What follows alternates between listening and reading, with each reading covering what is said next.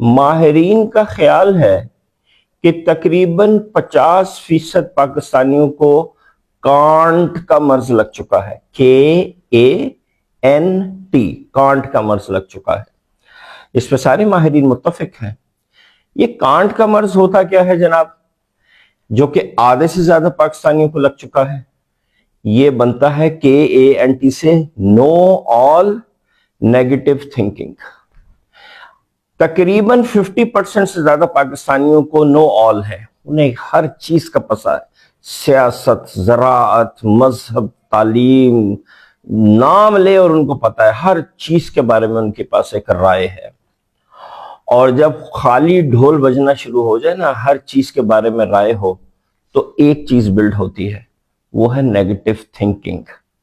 تو پاکستانی قوم کا حال یہ ہے کہ کسی فرد کو دیکھتے ہیں اور رائے قائم کر لیتے ہیں، کوئی ایک بات سنتے ہیں اور رائے بنا دیتے ہیں، اور وہ 99% آف دا ٹائم نیگیٹو ہوتی ہے. اس کا علاج کیا ہے یہ میں آپ کو دکھاتا ہوں.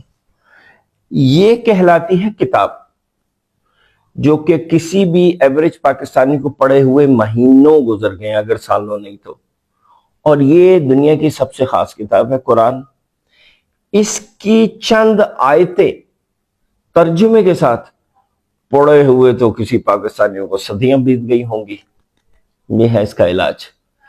تو جب آپ پوسٹوں کے اوپر، ادھر ادھر کی خبروں کے اوپر بہت زیادہ یقین کر کے اپنے آپ کو اسکالر سمجھتے ہیں نا، تو کانٹ کا مرض لگ جاتا ہے، نو آل نیگیٹو تھنکنگ.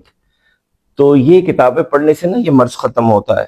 ایک اور کتاب دیکھ لیجئے، یہ ہے کلیات اقبال. ایک صاحب گزرے ہیں علامہ اقبال، ٹھیک ہے، ان کو دنیا مانتی ہے، پوری دنیا میں ان کی یہ کتاب ترجمہ ہوا ہے، پڑھی جاتی ہے. ٹھیک ہے، یہ کتاب ایسے کھلتی ہے، اس کی جلد ہوتی ہے، جلد نہیں پڑھتے، اس کو کھولتے ہیں، پھر اس کے اندر دیکھیں علامہ اقبال کے شعر ہوتے ہیں. یہ اردو میں ہے، ہاں اردو میں، لوگوں نے اس کا عربی انگلش ہر زبانوں میں ترجمہ کیا ہے. اور یہ دیکھیے اس کی مشکل الفاظ بھی دیے ہیں، اس کی تشریح بھی دی ہے. تو یہ کتاب ہے، یہ ادھر سے پڑھنا شروع کرتے ہیں اور ایسے پڑھتے جاتے ہیں. اچھا، جو لوگ یہ بڑی بڑی کتابیں نہیں پڑھ سکتے نا، تو ان کے لیے یہ میگزین ہوتے ہیں، اس کو میگزین بولتے ہیں. یہ بڑا مشہور پاکستان کا میگزین ہے، اردو ڈائجسٹ. اس میں بہت سارے ٹاپکس کے اوپر، صحابہ کی زندگی کے اوپر، یہ ناولز ہیں، سٹوریز ہیں، بہت کچھ ہیں. یہ سیرت کی کہانی ہے، اس کے اندر سیرت کا واقعہ ہے، تو یہ موجود ہیں. تو کانٹ کا علاج کیجئے، کتابیں پڑھیے، تھوڑا سا پوسٹوں سے نا جان چھڑائیے.